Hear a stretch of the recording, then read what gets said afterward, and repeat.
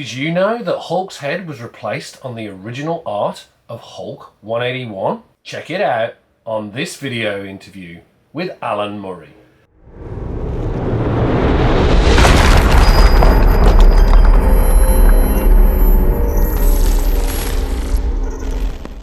Welcome to Still Only 35 Cents. For this one, we've got an interview with Alan Murray, the art director of Marvel UK from 1973 through to 1979. This is a follow-up video to my recent video covering those Marvel UK posters and stickers, as well as the original art. I thought it would be a great opportunity to catch up with Alan and go through these and get his insights on each. So let's get on with the interview. So without further ado, I'm really happy to reintroduce Alan Murray, the art director at Marvel UK from 1973 through to 1979. Good to see you. Pleasure to be back with you again. Thank you so much for joining us. It's a real pleasure. I'm glad that we were able to find the time. I might change the view. There we go. So we get a better look at you. Welcome to the show. It's, as I say, it's an absolute honor and a joy to have you back on. I have a few things that I wanted to share with you and get your insights into Marvel UK and the process. But again, welcome back. So I've just picked up a couple of pieces of artwork recently and some interesting paraphernalia from Marvel UK. And so wanted to sort of share those with you and get your insights. Maybe I'll bring the camera up and I'll show you what I'm talking about. The first one is, and I'll bring the screen up. The first one is this copy of Spider-Man Comics Weekly. Yes. Number 72 from 1974. I picked this again. This came. You kindly bundled this issue in with the actual lot that we're going to be looking at. But it did come with this fantastic pinup. Oh yes. Shang-Chi. Now, just for fans who haven't seen this is the piece of art that Alan put up for auction, which I was able to secure. This is the original paste up for this pinup. Yes. Because every so often there was a vacant back page, and so therefore we filled it up with our own creation in the Marvel UK studio, using existing material, of course, but adapting it to suit our back covers in colour. I mean, looking at this from what I can see, it's a what looks like a photocopy of the actual pose. So that's I'm assuming that's blown up. Yes, it's a photo print. I was cheating a little bit there. Instead of redrawing the whole piece for efficiency and quickness, we used photographic prints, and that is stuck down on a board and then hand coloured and painted in a background to make it a bit more dynamic, which I think it might have done. Oh, it did. That's how it's produced. Yes, photo print. It did a great job, and again, you can see like this is that almost looks like Letraset. There is that. Am I right on the Letraset? No, that's another photo print. Another photo print. Okay. Yeah, just a photo print. But that one's not raised like the actual image itself, so that's interesting. So that must have been printed on this. Oh, I see. This is a sheet of pieces. Yeah. That's interesting. And then essentially hand colored by yourself, right? Yes, in terms of exactly. Okay. Well, that's really cool because I think this is the thing that. And you did. Am I correct in assuming you did the lettering, or would that? I did most of the lettering, but something like that heading did exist, so there was no real need to redraw it. I just photo printed and stuck it together.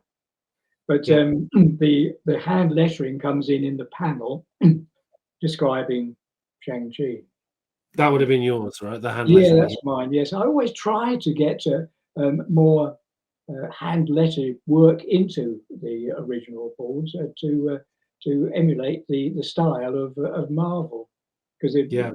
a lot of Marvel is, hand lettered because I mean, that hand lettering is pretty masterful, actually, looking at it. yes, after practice, a lot of practice, I was able to create the sort of style. I can tell you what did impress me was the lettering of Artie Simek. Now, Yes. I used to look at his stuff, and I was in awe of the style because he had such a fluency with light and heavyweight hand lettering, all in the same line. And I've always tried to emulate that sort of style. I think I might have got close, but not as close as to the master as I considered him. I mean, I'm looking at this and thinking that's pretty impressive lettering. And as I say, yeah, it matches the Marvel look very well. So Well, yes, yeah, that's what we were trying to recreate all the time.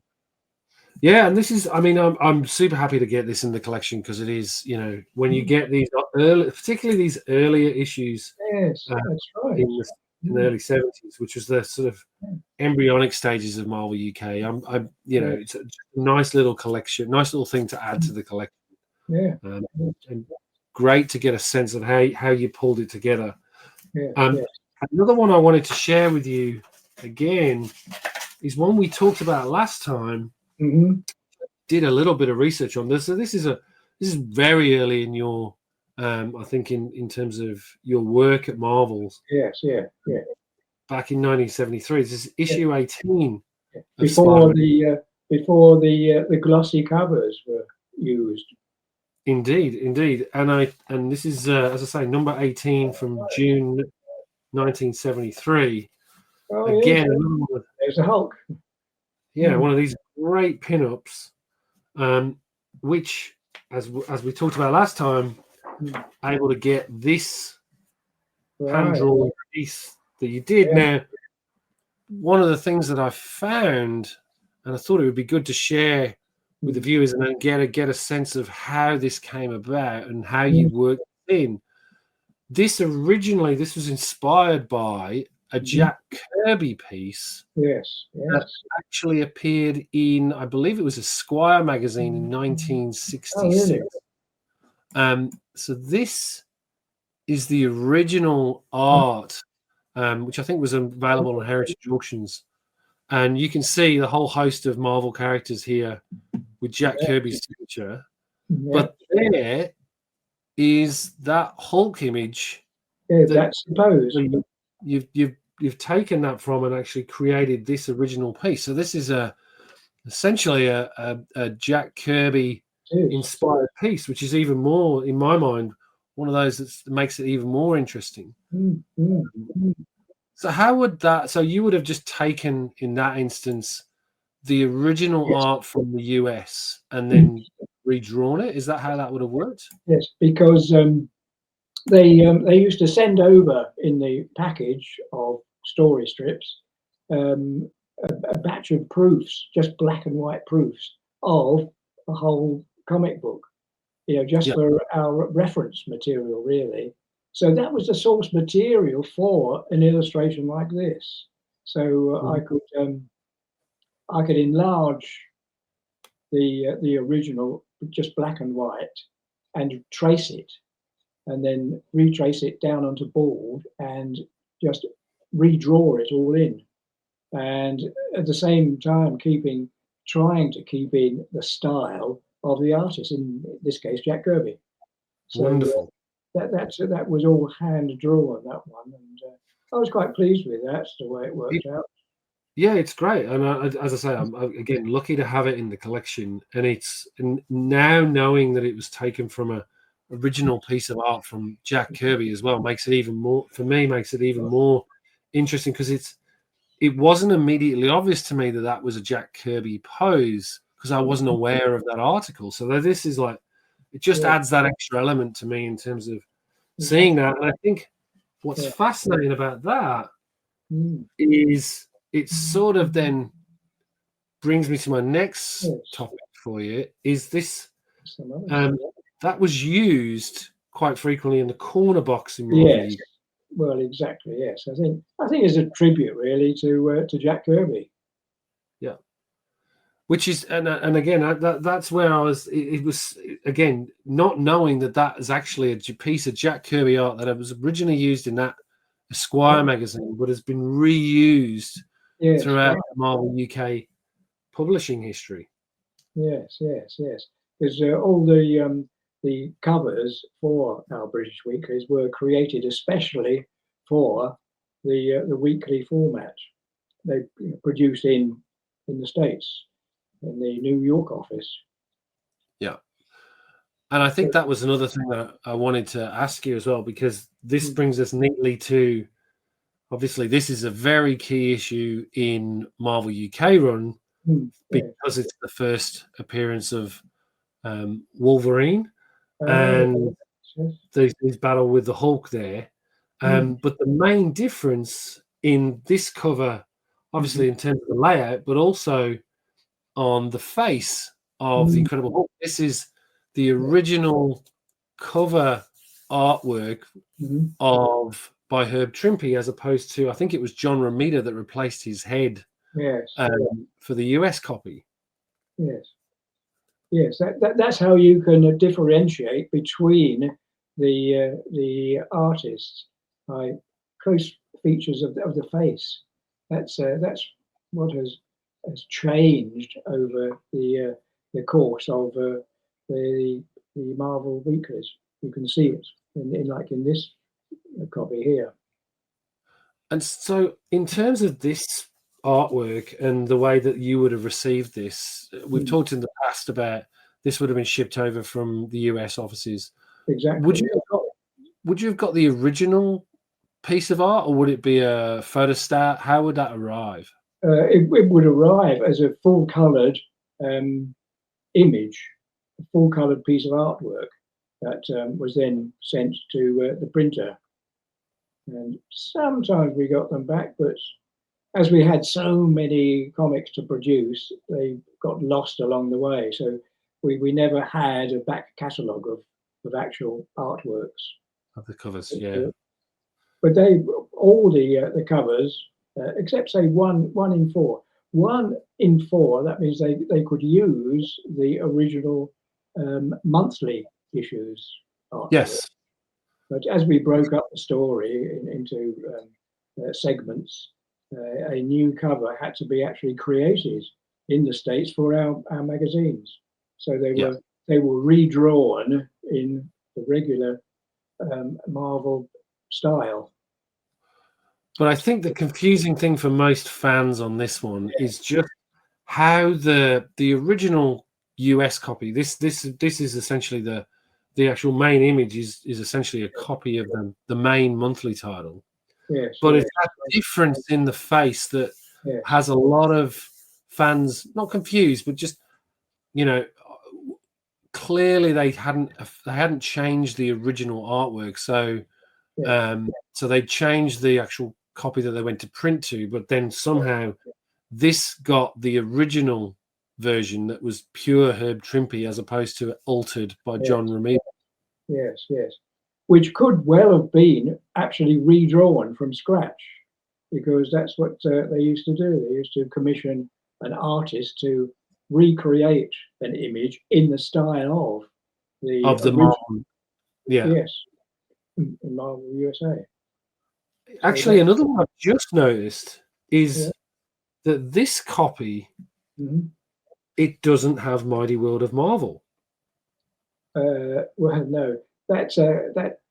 Well, yes, either they decided to ditch that because of space or whether it perhaps took up too much space, but they did change a little bit now, whether they might have forgotten to put them in, or they didn't have the space to put them in, or all manner of reasons why they were left out, but they Yeah.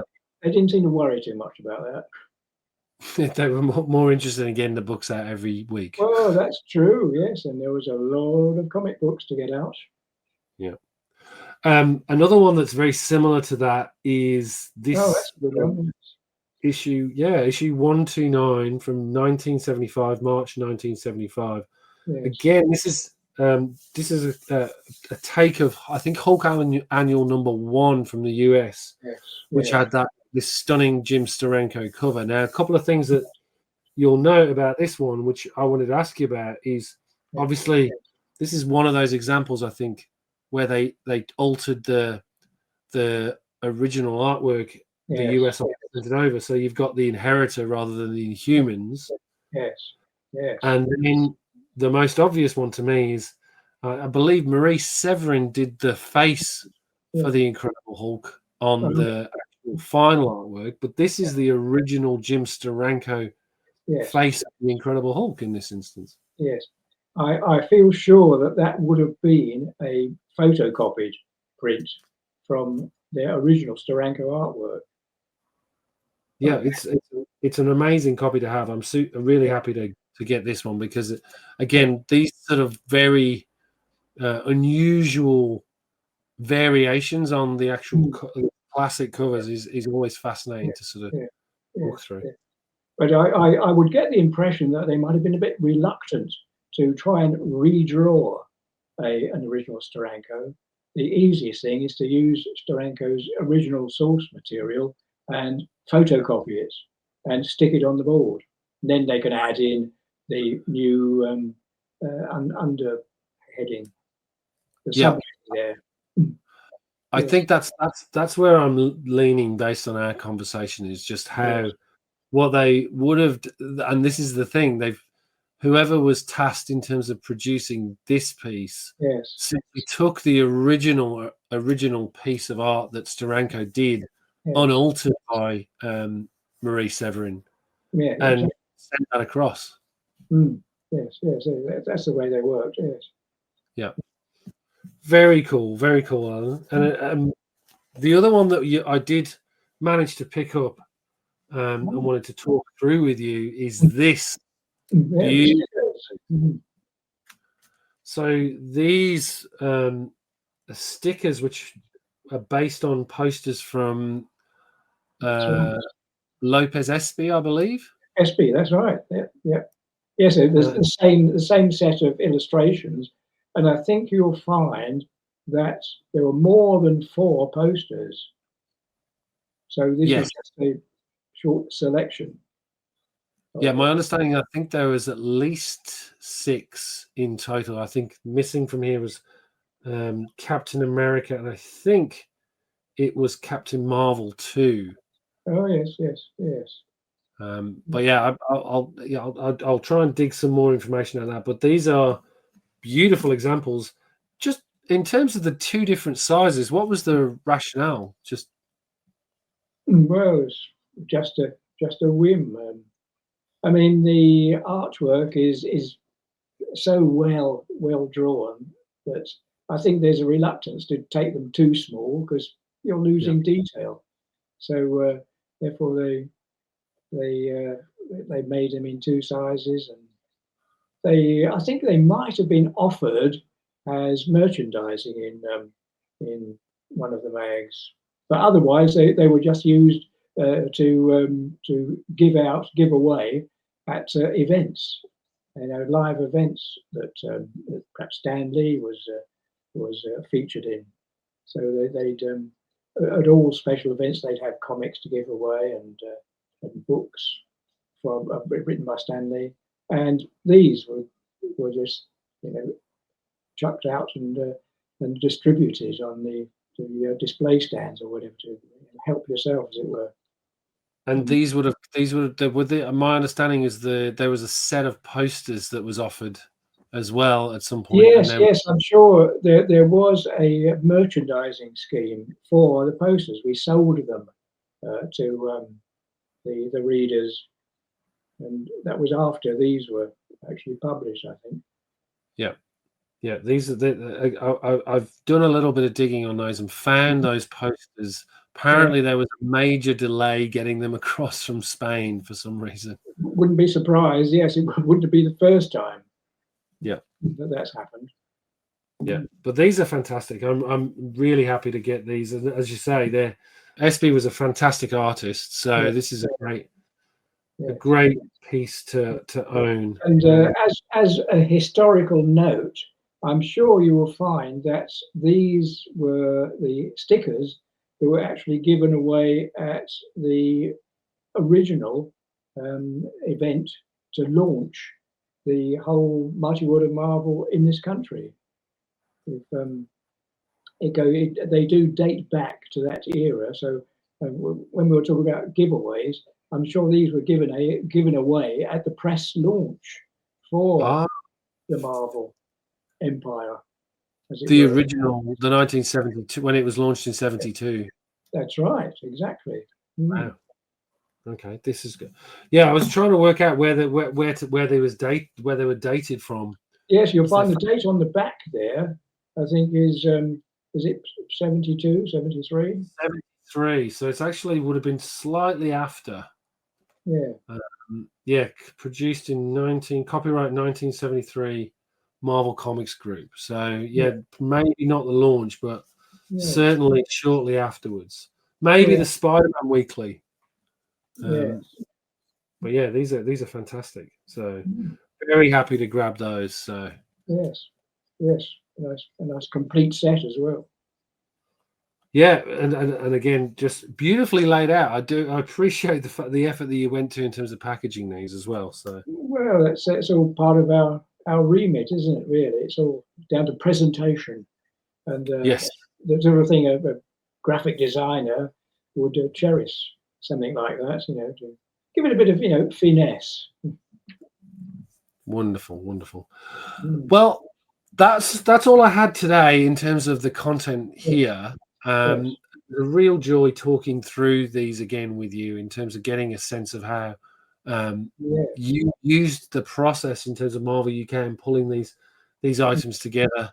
yes. Um, again, I think a lot of the fans that are watching this Mhm. who read Marvel UK books at the time would share the same sentiments that I have, which is thank you very much for creating such a great set of books and the insights that you've given today. It's been absolutely brilliant having you on the show again. Yes, well, for someone like me, it was a sheer joy to be able to be involved with such a publishing world, as it were, the mighty world of Marvel. It was a treat for us in the bullpen. Yeah, it's as I say, it is a wonderful, wonderful time and much missed Mm. and much nostalgia for all of us that were around for the Marvel UK days. So, Yes, uh, yes, yes, and nostalgia for me, looking back at the stuff that I produced all those years ago. Pleasure. and thank you again. Thank you again. With that, Alan, I will let you go about your day. It's been an absolute joy and pleasure, as Thank mentioned. you. Really appreciate you taking the time. Mhm. And hopefully we get to speak again soon. Oh yes, yes, whenever, and it's a pleasure for me to catch up with the podcast that that you that you are working on. Great, Thank you very much. And good. we'll see you soon. Thanks again, Alan. Thank you. Bye for now. That's it. Hope you enjoyed it. It was a really great time hanging out with Alan. Once again, leave a comment down below and let me know who you'd like me to try and get an interview with next. Thanks again for all the support, and I'll see you on the next video. Take care.